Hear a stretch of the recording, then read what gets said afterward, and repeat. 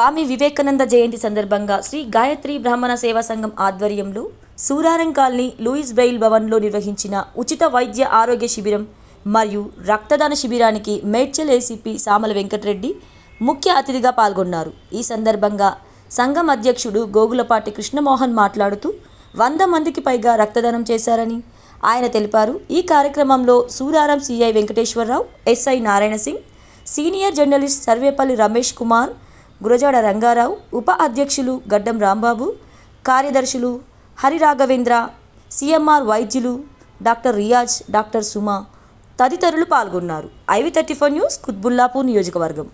ఈ మంచి కార్యక్రమాన్ని ఆర్గనైజ్ చేసిన ఈ బ్రాహ్మణ సేవా సమితి అధ్యక్షుల వారైన కృష్ణమోహన్ గారికి, మరి రమేష్ అన్న, మేము అన్ననే అంటాం, రమేష్ అన్న TV9 యజమానుల తరఫున ఇంత చక్కటి కార్యక్రమాన్ని నిర్వహిస్తున్నా ఇది 10వ దండలు, చాలా సంతోషం.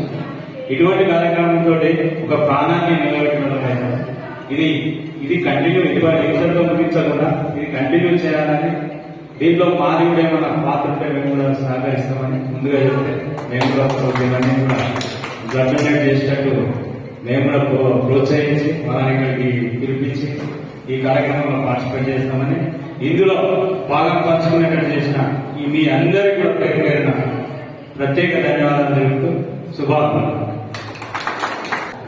ఇది చాలా ప్రోత్సహించాల్సిన విషయం.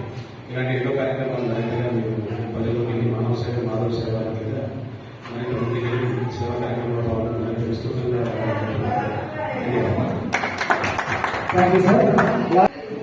బ్రాహ్మణ సంఘంలో లాస్ట్ టైం కూడా వైద్య శిబిరానికి హాజరవడం జరిగింది. ఇంకా లైన్ కూడా పెరిగింది. ఇంకా ఒక 1 అవర్ అయితే అంత లైన్ కూడా పెరిగింది.